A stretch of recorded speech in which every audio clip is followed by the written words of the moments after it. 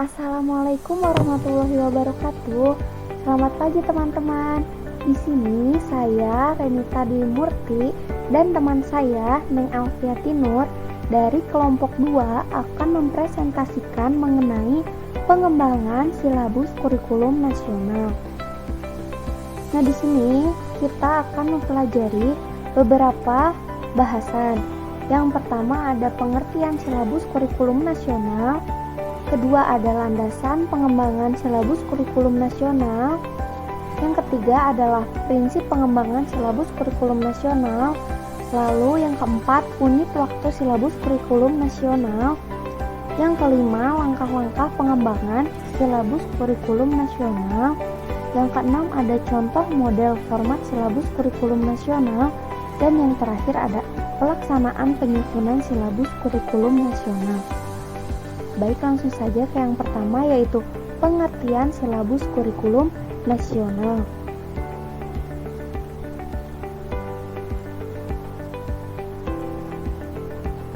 Nah, silabus ini berasal dari bahasa Latin, yaitu silabus, yang berarti daftar, tulisan, ikhtisar, ringkasan, atau isi buku. Nah, menurut Permendikbud nomor 65 tahun 2013 tentang standar proses, silabus ini merupakan acuan penyusunan kerangka pembelajaran untuk setiap bahan kajian mata pelajaran. Nah, silabus kurikulum 2013 adalah rencana pembelajaran pada suatu mata pelajaran atau tema tertentu yang mencangkup kompetensi inti, kompetensi dasar, materi pembelajaran, kegiatan pembelajaran, penilaian, alokasi waktu, dan sumber belajar. Nah, silabus ini merupakan penjabaran standar kompetensi dan kompetensi dasar ke dalam suatu materi pokok pembelajaran dan indikator pencapaian kompetensi untuk penilaian.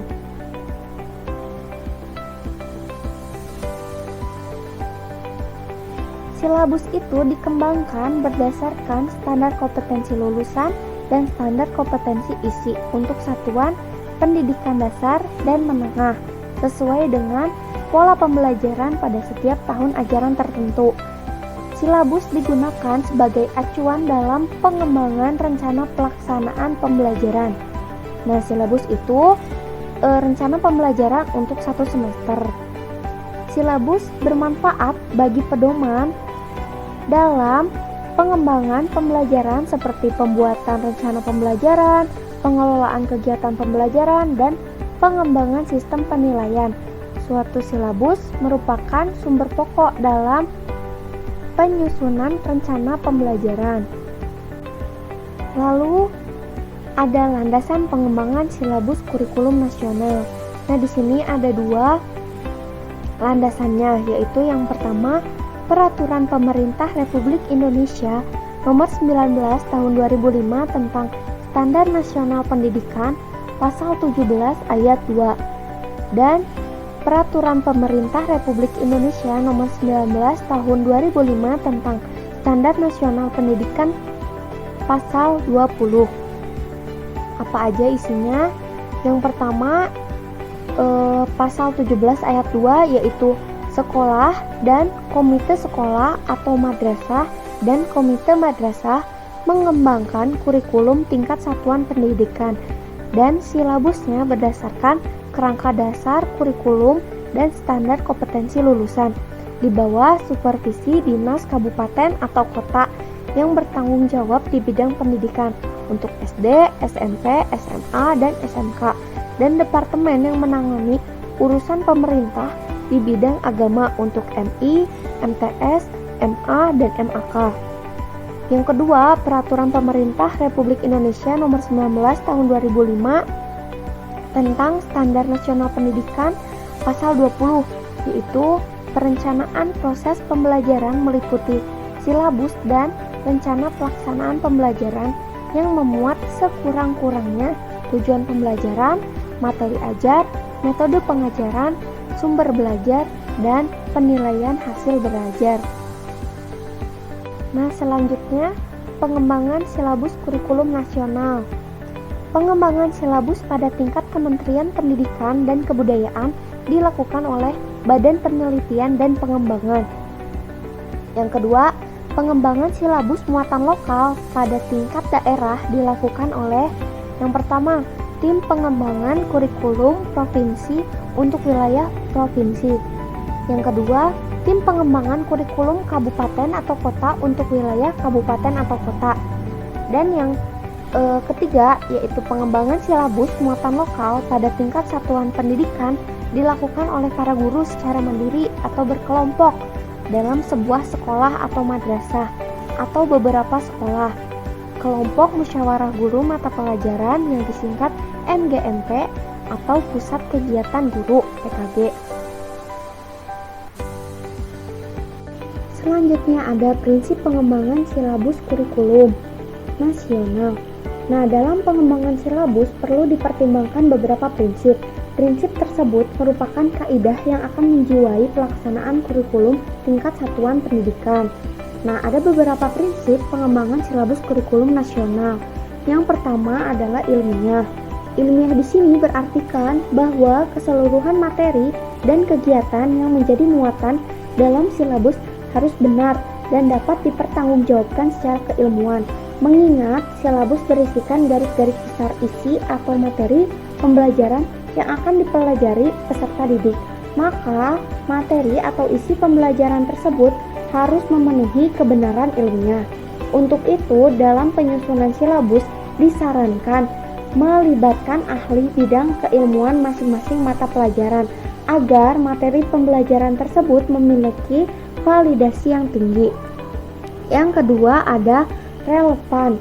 Nah, di sini prinsip relevan memberikan arahan bahwa cakupan, kedalaman, tingkat kesukaran, dan urutan penyajian materi dalam silabus harus sesuai dengan tingkat perkembangan fisik, intelektual, sosial, emosional, dan spiritual peserta didik. Prinsip relevansi ini juga mendasari pemilihan materi, strategi, dan pendekatan dalam kegiatan pembelajaran, penetapan waktu, pertimbangan pemilihan sumber dan media pembelajaran, dan strategi penilaian hasil pembelajaran. Yang selanjutnya ada sistematis. Prinsip sistematis memberikan arahan bahwa penyusunan silabus hendaknya bersifat sistematik. Jika silabus dipandang sebagai sistem garis besar suatu program pembelajaran bersifat sistematik, komponen silabus hendaknya bersifat sinergis dalam pencapaian kompetensi dasar. Selanjutnya ada konsisten. Nah, prinsip konsisten memberikan arahan bahwa dalam pengembangan silabus terjadi hubungan yang konsisten antara kompetensi dasar, indikator, materi pokok, pengalaman belajar, sumber belajar, dan instrumen penilaian bersifat searah dalam rangka pencapaian standar kompetensi. Tips selanjutnya adalah memadai. Prinsip ini memberikan arahan bahwa cakupan indikator, materi pokok, pengalaman belajar, sumber belajar, dan sistem penilaian cukup memadai untuk menunjang pencapaian kompetensi dasar. Lalu yang selanjutnya ada aktual dan konstekstual. Di sini berarti pengembangan silabus hendaknya sesuai dengan konteks zaman dan kehidupan peserta didik. Pengalaman belajar yang dirancang dalam silabus hendaknya menggunakan situasi kehidupan real yang sedang terjadi di tengah-tengah kehidupan peserta didik. Lalu ada fleksibel. Prinsip ini memberikan arahan bahwa keseluruhan komponen silabus dapat mengakomodasi keragaman peserta didik, pendidik, lingkungan belajar, dan dinamika perubahan yang terjadi di masyarakat dan satuan pendidikan setempat. Lalu yang terakhir adalah menyeluruh.